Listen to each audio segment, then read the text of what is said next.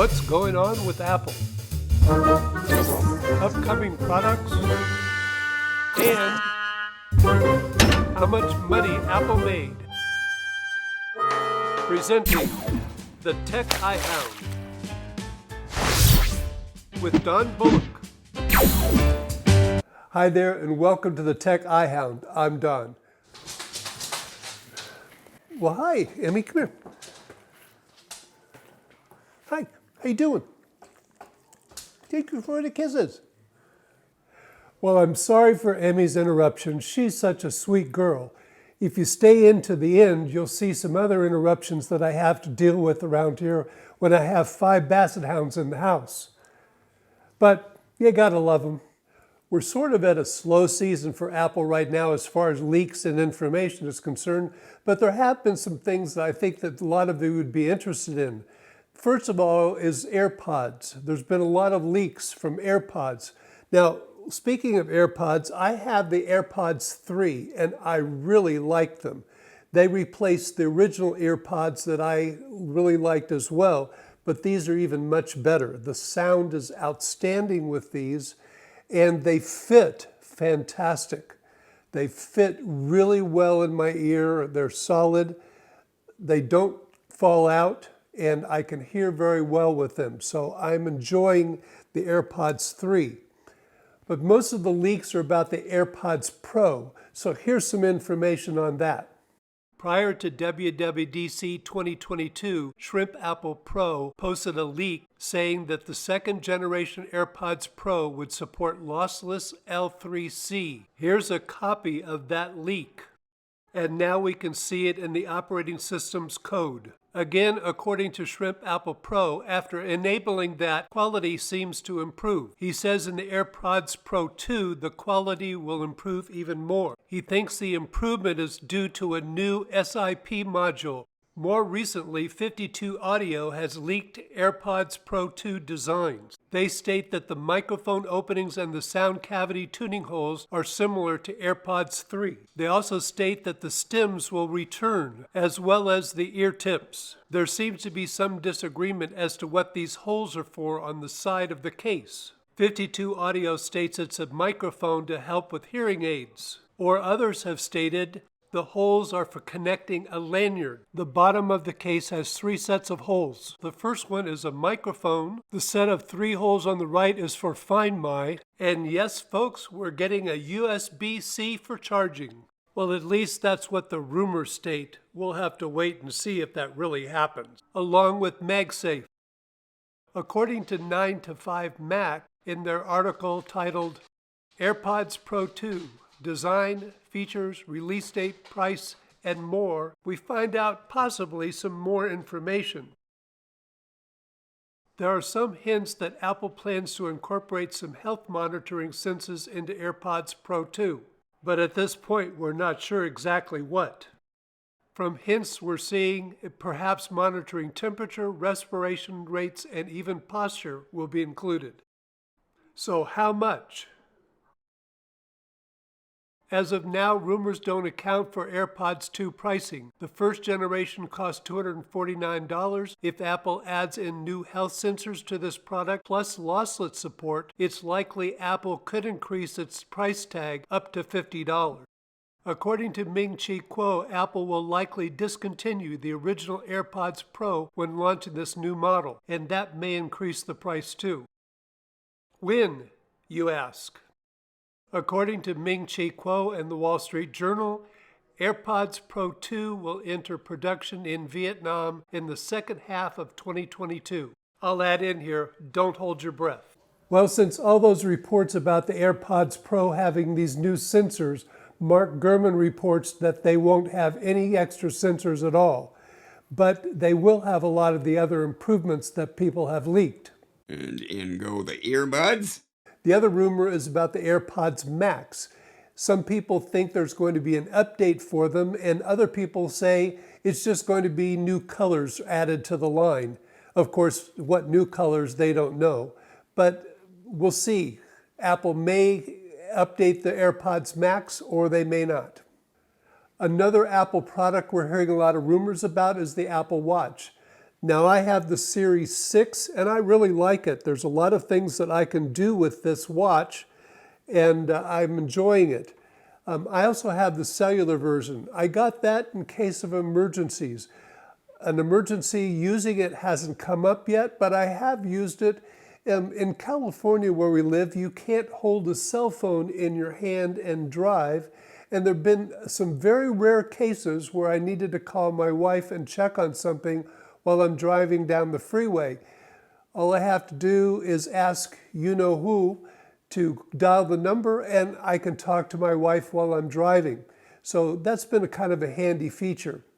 Some of you may remember last year, John Prosser predicted way ahead of time that a new watch was coming and it was going to have flat sides. Well, according to Mark Gurman, the new watches this year aren't going to have flat sides either.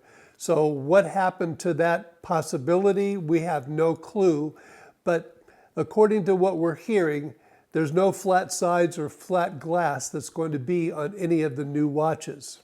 What we have heard that's coming is a larger watch than what I have. I have the largest version of Apple's watch, but there's no consensus on what size that's going to be. A lot of people have interpreted the leaks a little differently, but we know it's going to be a little bit bigger than what I have on my wrist. Another big rumor is that we're going to have 3 different versions of the Apple Watch. And one is going to be a rugged version, and that's for extreme athletes to use.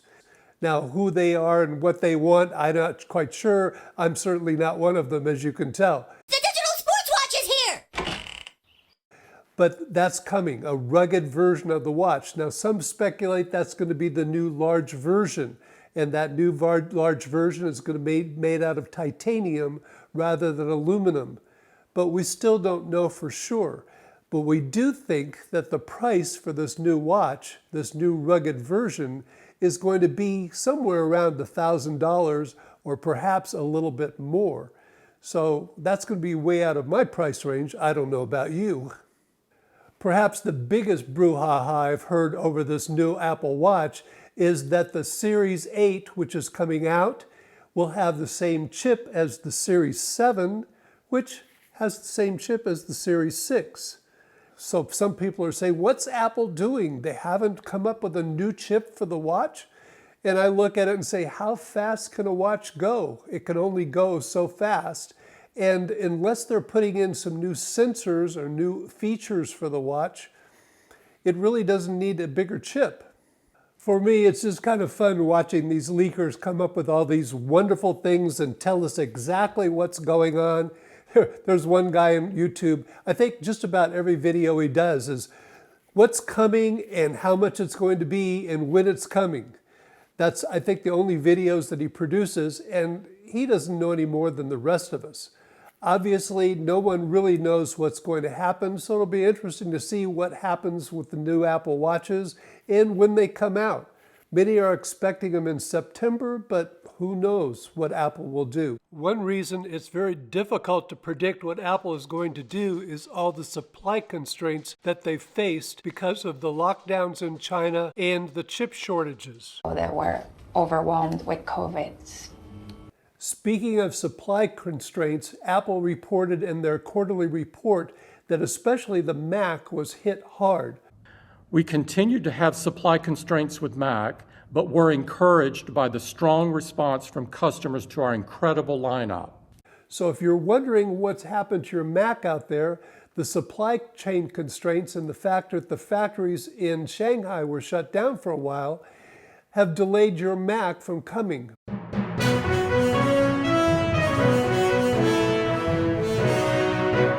Mac rumors said on Twitter this week that Apple's Macbook Pro adapters are facing up to a 2-month supply delay. When I looked at the article, it gave more specific information. It said significant shipping delays when purchased separately. So at least your Mac won't be delayed just because they can't get the power adapters.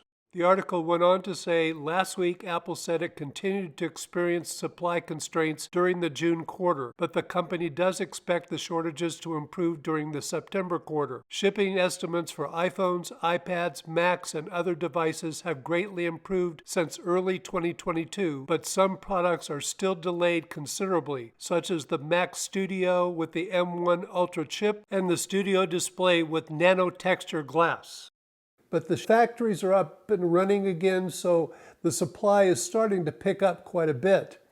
The M2 MacBook Air did not make the last quarter either, so those sales are all missing from that quarter. So Mac sales were down, the revenue was down. Even with all those supply constraints and the fact that Apple Mac sales were down, they still did very well for the quarter. Speaking of Apple's revenue for the quarter, I thought I'd share some graphs that came from 6colors.com. I'll leave a link in the description below of the full set of graphs that they produced, as well as a script of Apple's quarterly report. You can clearly see from this graph that iPhones are almost half of Apple's revenue, followed by services, and Macs and iPads only make about 9% apiece. I mentioned earlier that Mac sales were down, and you can see that on this graph. They only brought in $7.4 billion.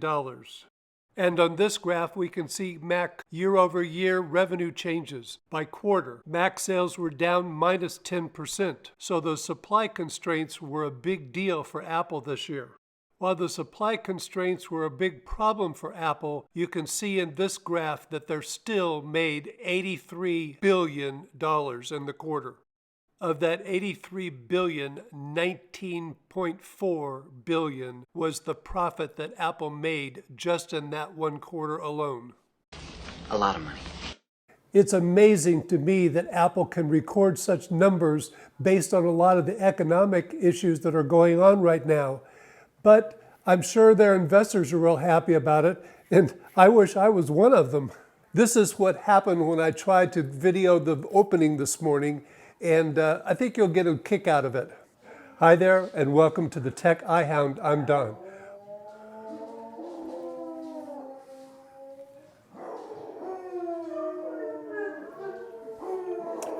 Well, I guess we're not going to get this program started until I can get the girls to stop howling.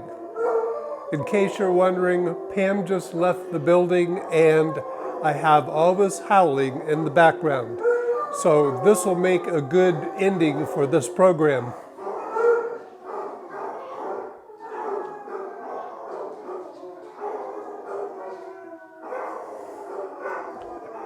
No, and there's nothing you can do to stop them. They have to go through their whole howling. I'll be back.